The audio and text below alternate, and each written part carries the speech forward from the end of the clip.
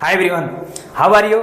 तो आज हम सब तैयार हैं एजाइल एकेडमी के साथ और आज शुरू करे जाने हम लोग एक नया सा टॉपिक और उसका नाम है यूनिट एंड मेजरमेंट। आइए देखते हैं, शुभारंभ करते हैं। क्या लगा था हम सब ऑनलाइन नहीं मिलेंगे और जुड़ गए हैं। आइए देखते हैं। हाँ, तो हम लोग अब देखने वाले हैं यूनिट्स एंड मेजरमेंट चैप्टर को कंप्लीट डिस्कशन इस पर करने वाले हैं कि क्या है यूनिट्स एंड मेजरमेंट, इसके अंतर्गत हम लोग को क्या क्या जानकारियां प्राप्त करने हैं। सबसे पहले इसका नाम में ही लगा हुआ है मेजरमेंट, दैट इज मापना, मापने से संबंधित चीजें जानकारी लेंगे। और इसमें क्या है, सबसे पहले एक छोटी सी बेसिक सा चीज से हम लोग शुरुआत करने वाले हैं जिसका नाम है फिजिकल क्वांटिटी। फिजिकल क्वांटिटी होता क्या है, तो फिजिकल क्वांटिटी दैट इज जिसे भी मापा जा सकता है, वो सारी चीजें जिसे मापा जा सकता है वो फिजिकल क्वांटिटी के अंतर्गत आ जाएंगे। जैसे मान लेते हैं कि महेंद्र नाम का एक लड़का है जिसका मास है वो 50 केजी है। 50 केजी दैट इज उसका मास जो हम लोग मेजर किए। ये चूंकि मास हम लोग उसका मेजर किए तो mass is a physical quantity.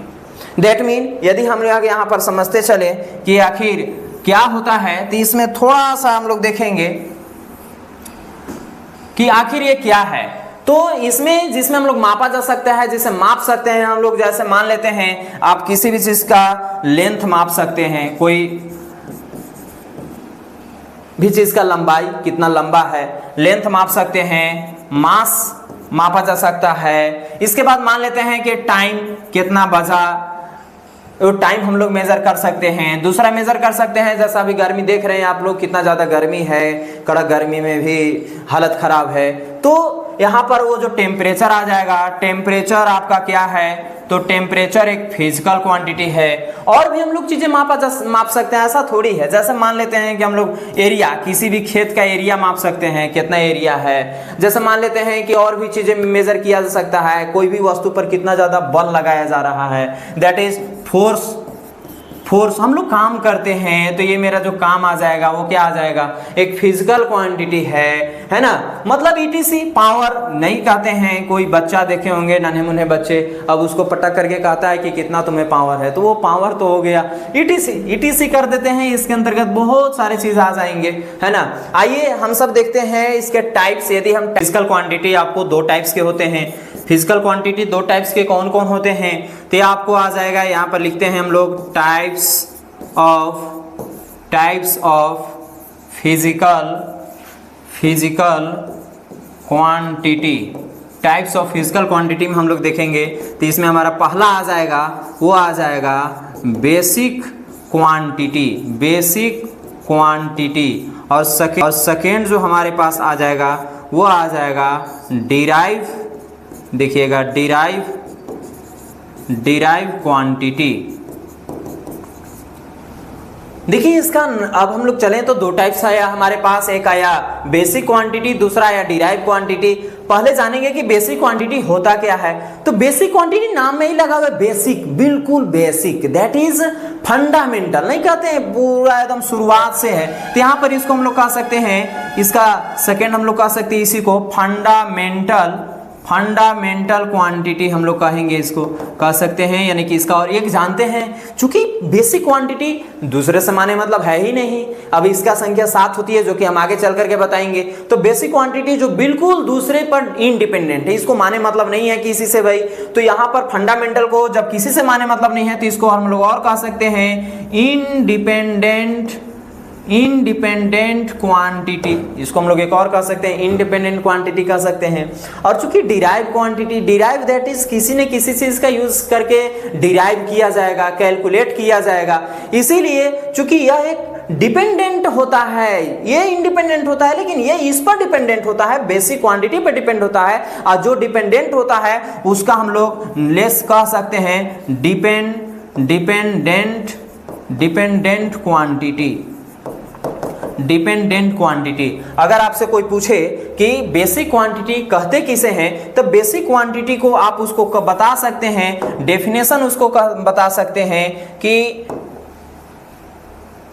क्या कह सकते हैं, the quantity which is independent on on the other quantity is known as basic quantity। And यदि हम बात करते हैं इसका क्या क्या होते हैं बेसिक क्वांटिटी में, तो बेसिक क्वांटिटी जैसे लेंथ को किसी से मतलब है, चूंकि वो सिर्फ एक लेंथ है, तो जैसे इसमें आ जाएगा आपका एग्जांपल में यदि हम कहें तो इसमें आपको आ जाएगा लेंथ, दैट इज यदि हम लेकर के चले, थोड़ा सा हम चेंज कर लेते हैं, है ना, यह ऐसा आ जाएगा, इसमें लेंथ आ जाएगा। और आ सकता है आपको जैसे मान लेते हैं कि टाइम आ जाएगा, यहाँ पर यदि हम कहें तो टाइम लेकर के चलें तो ये आपको टाइम आ जाएगा, है ना। इसके बाद मास आ जाएगा, इसके बाद टेम्परेचर, इसके बाद टेम्परेचर के बाद आपको आ जाएगा इलेक्ट्रिक करंट, हम लोग इसको करंट कह सकते हैं, इलेक्ट्रिक करंट। इसके बाद luminous intensity, luminous intensity and एक और लास्ट होता है, वो होता है अमाउंट ऑफ सब्सटेंस। ये आपको 7 चुके होते हैं, तो इसमें आपको बेसिक क्वांटिटी आ जाएंगे। और डिराइव क्वांटिटी किसे कहेंगे, तो थोड़ा सा हम आगे चलते हैं डिराइव क्वांटिटी के बारे में जानकारी लेने के लिए। यूं इसको यहीं पर डिफाइन किया जा सकता है, डिराइव क्वांटिटी होता क्या है। तो डिराइव क्वांटिटी को जब हम यदि करने चले तो डिराइव क्वांटिटी को हम लोग कह सकते हैं, डिराइव क्वांटिटी को कह सकते हैं, वो क्या कह सकते हैं, आइए देखिए, यानी कि इसको कह सकते हैं the quantity which is dependent on basic quantity। ये बेसिक क्वांटिटी पर डिपेंड रहेगा, है ना। जैसे मान लेते हैं हम सपोज दैट एरिया का निकालने हम चलें, तो एरिया का निकालने चले यदि हम एरिया ले लें, जैसे मान लेते हैं कि वॉल्यूम ले सकते हैं, है ना। क्वांटिटी में जब हम लोग चले थे तो डिराइव क्वांटिटी के एक और नाम हम बताए थे, वो बताए थे dependent quantity. Dependent that mean मान लेते हैं कि एरिया है, तो एरिया है तो आपके पास यहाँ से चूंकि एक डिपेंडेंट है, कैसे डिपेंडेंट है, किस किस से चीज पर डिपेंड है, तो एरिया अगर यदि हम बात करें तो ये होता है, इसका फॉर्मूला होता है लेंथ इंटू ब्रेथ। यदि हम बात करते हैं लेंथ का, तो लेंथ में यदि हम चलते हैं तो लेंथ का जो यूनिट होता है सिंबॉलिक यदि हम देखें, तो चूंकि ये भी एक प्रकार का लेंथ है। ब्रेथ बात करें तो ब्रेथ भी एक प्रकार का लेंथ है। तो आप यहां पर देख पा रहे हैं कि ये हमारा क्या है, एक लेंथ और लेंथ, यानी कि बेसिक क्वांटिटी आ गया, दैट इज यह एक बेसिक क्वांटिटी पर डिपेंड होता है। और यदि हम इसका यूनिट निकालने चले तो क्या होता है, वो चीजों के बारे में हम लोग थोड़ा सा जानकारी लेंगे। आइए यहाँ के बाद यदि हम चलते हैं तो थोड़ा सा चलते हैं, वो है फिजिकल क्वांटिटी के। यदि हम कंपोनेंट के बारे में बात करें तो किसी भी फिजिकल क्वांटिटी को कैसे मेजरमेंट किया जाता है। मान लेते हैं आपके पास एक पर्सन है, एक महेंद्र है, मान लेते हैं एक महेंद्र, है ना। महेंद्र का जो मास है ना, मास है वो है 50 kg, 50 kg उसका मास है। आप देख पा रहे हैं कि 50 kg है, तो ये 50 हमारा जो हो गया वो क्या हो गया, ये 50 और यहाँ kg, यहाँ पर दो तरह के टर्म्स आए हैं, एक है 50 दैट मीन यहाँ पर जो आ जाएगा वो है न्यूमेरिकल वैल्यू, और ये हमारा है kg, ये क्या है भाई, तो ये है unit. That mean physical quantity को रिप्रेजेंट के लिए हमें दो चीजों की जरूरत पड़ेगी, एक पड़ेगी न्यूमेरिकल वैल्यू का, दूसरा पड़ेगा हमारा यूनिट का।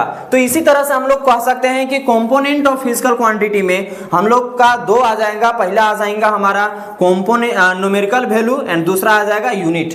न्यूमेरिकल वैल्यू जैसे मान लेते हैं, इसको न्यूमेरिकल वैल्यू को हम लोग और कह सकते हैं, यह क्या होता है, तो वैल्यू होता है, वैल्यू अगर हम बात करें तो जैसे क्वांटिटी, कोई भी चीज कितना है इसको हम क्वांटिटी कह सकते हैं, मैग्नीट्यूड कह सकते हैं उसको।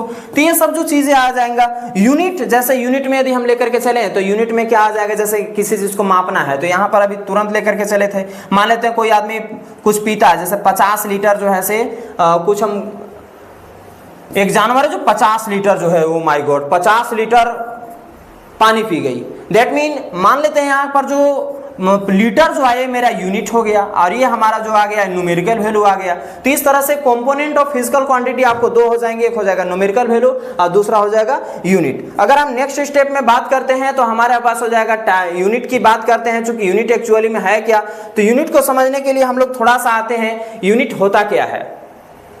तो यूनिट के बारे में यदि हम जानकारी लेंगे तो यूनिट हमारा होता क्या है, तो यूनिट को हम लोग और कह सकते हैं फिजिकल यूनिट, या फिर इसी को कह सकते हो आप यूनिट, है ना। अब ये यूनिट होता क्या है, तो यूनिट एक स्टैंडर्ड है, और standard that is used to measure a physical quantity, यानी फिजिकल क्वांटिटी को मेजर करने के लिए जो चीज हम लोग एक स्टैंडर्ड एक ऐसा यूज करते हैं जो जिससे हम लोग को फिजिकल क्वांटिटी मापा जा सकता है, दैट इज उसे हम लोग क्या कहेंगे, यूनिट कहेंगे। और यदि हम बात करते हैं कैरेक्टरिस्टिक्स का कि आखिर यूनिट के अंतर्गत क्या कैरेक्टरिस्टिक्स है, इसको कैसे जानेंगे, तो यहाँ पर देखेंगे कि यूनिट होता क्या है कि it should be well defined, ये बहुत ही अच्छा से वेल डिफाइंड होना चाहिए, है ना। दूसरा कह रहा है कि it should be suitable size. Suitable size मतलब कि ना ही ज्यादा स्मॉल साइज होना चाहिए और ना ही ज्यादा लार्ज साइज होना चाहिए, दैट मीन कि सुटेबल साइज होना चाहिए। अगर हम बात करते हैं थर्ड की, तो ये है आपके पास it is not be change from place to place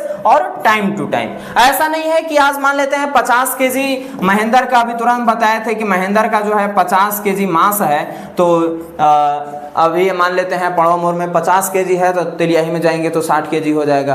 तो यहाँ पर जो है प्लेस टू प्लेस जाने पर वो यूनिट भी चेंज नहीं होना चाहिए। यहाँ पर केजी है, अब वहां पर जाके ग्राम में हो जाएगा 50 ग्राम, तो ऐसा नहीं होना चाहिए। अब इसके बाद आपको बोल रहा है it should not be change with physical condition. Physical conditions मतलब जैसे मान लेते हैं कि प्रेशर, टेम्परेचर, है ना, ये सब के इफेक्ट उस पर नहीं होना चाहिए, है ना। तो ये आपको आ जाएगा फिजिकल कंडीशंस में। और नेक्स्ट है आपका it should be internationally acceptable. जैसे मान लेते हैं इंडिया में आज हम इसको 50 केजी किलोग्राम कर रहे हैं, तो अमेरिका में जाने के बाद जो है उसको वैल्यू में कुछ चेंज आ जाएगा, ऐसा नहीं है। ये आपको एक इंटरनेशनली पूरे ऑल ओवर वर्ल्ड में कहें तो एक्सेप्टेबल होना चाहिए ये। अब हम लोग आगे चलते हैं तो इसके टाइप्स के बारे में हम लोग समझेंगे कि यूनिट के कितने टाइप्स होते हैं। तो जैसे अभी हम लोग समझे कि फिजिकल क्वांटिटी के दो टाइप्स हुए, एक आपका आ गया बेसिक क्वांटिटी और दूसरा आ गया डिराइव क्वांटिटी। उसी प्रकार से यूनिट के आपके दो टाइप्स आ जाएंगे, और वो दोनों टाइप्स आ जाएंगे वो हैं आपके पास, एक है फंडामेंटल यूनिट और दूसरा है आपके पास डिराइव्ड यूनिट। फंडामेंटल यूनिट और डिराइव यूनिट। फंडामेंटल यूनिट किसे कहेंगे, देखिएगा कितना आसान सा चीज है। हम कह सकते हैं कि the unit of fundamental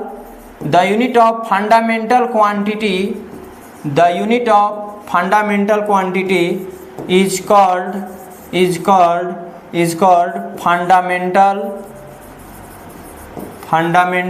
unit। यानी कि देखिए वाह कितना आसान सा चीज हमको मिल गया कि फंडामेंटल क्वांटिटी की यूनिट को ही हम लोग क्या कहते हैं भाई, फंडामेंटल यूनिट कहते हैं। फंडामेंटल क्वांटिटी की यूनिट को फंडामेंटल यूनिट कह सकते हैं। डिराइव यूनिट क्या है, इसका नाम ही लगा हुआ है डिराइव, दैट मीन यहाँ पर कुछ नहीं कहना है, डायरेक्ट इसको आप कह सकते हैं कि द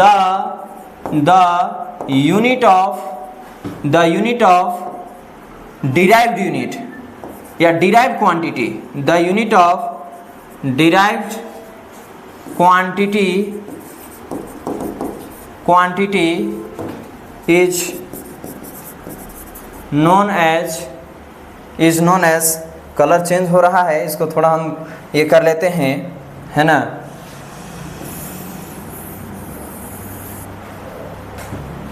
हाँ, तो इसको आप कह सकते हैं कि the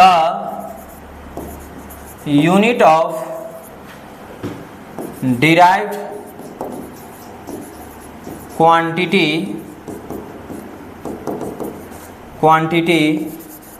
is called derive unit. जैसे फंडामेंटल क्वांटिटी के अंतर्गत क्या आया था, फंडामेंटल क्वांटिटी में आपको आया था मास, तो मास का यूनिट क्या होता है, केजी। उसमें एक और आपका ये हमारे पास यूनिट है, इसको हम लोग कहेंगे यूनिट और इसको कहेंगे quantity, that mean physical quantity में आपको आ जाएगा बेसिक क्वांटिटी। अब यहाँ पर देखेंगे जैसे इसमें आ जाएगा, हम लोग लिए थे एरिया, तो एरिया यदि हम बात करें तो एरिया ये क्या है, तो ये है हमारा डिराइव क्वांटिटी, ये डिराइव क्वांटिटी है, इसका हमको यूनिट निकालना होगा। तो यूनिट कैसे निकालिएगा, तो इसका फॉर्मूला होता है लेंथ इंटू ब्रेथ। अब लेंथ का क्या होता है यूनिट, तो लेंथ का होता है मीटर और ब्रेथ का भी हो जाएगा मीटर। इस तरह से हमारे पास metre into metre that is ये आ जाएगा मीटर स्क्वायर। ये हमारा हुआ फंडामेंटल यूनिट और डेरिवेटिव यूनिट। आइए अब हम नेक्स्ट बढ़ते हैं आगे की ओर, और बहुत सारे हम लोग निकालेंगे भी डेरिवेटिव यूनिट, फंडामेंटल यूनिट, बहुत सारे ऐसे फिजिकल क्वांटिटी का निकालेंगे, आप देखेंगे लाइन लगाएंगे हम लोग। इसके बाद है हमारे पास एन अदर यूनिट्स में यदि हम बात करें तो एन अदर यूनिट्स भी हम लोग चलते हैं कि भाई इसका क्या क्या एन अदर यूनिट्स में आ सकते हैं। तो एन अदर यूनिट्स में यदि हम बात करते हैं तो हमारे पास एक आ जाएगा, वो है CGS unit. CGS, that is CGS stands for centimetre gram second unit, centimetre gram second unit, centimetre gram second unit, sorry gram, centimetre gram second unit.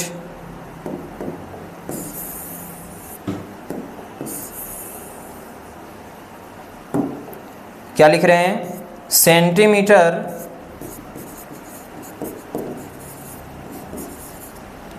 Gram second unit. That mean इसका जो length है, यहां पर जरा ध्यान दीजिएगा, याद करने का सबसे अच्छा तरीका, ये लेंथ हो गया, यहां पर आपको मास हो जाएगा और ये आपका हो जाएगा टाइम, ये आ जाएगा टाइम, ये टाइम हो गया, ये हो गया। अब आप दैट मीन यहां पर बात करते चले, सब में चले यदि हम, तो देखिए कितना आसान है। जिस में हम लोग लेंथ को मेजर करेंगे सेंटीमीटर में, मास को ग्राम में और टाइम को सेकंड में, उसको हम लोग कहेंगे सीजीएस यूनिट कहेंगे। और एपीएस यूनिट मतलब आपके पास आ जाएगा, एपीएस मतलब आ जाएगा आपको फुट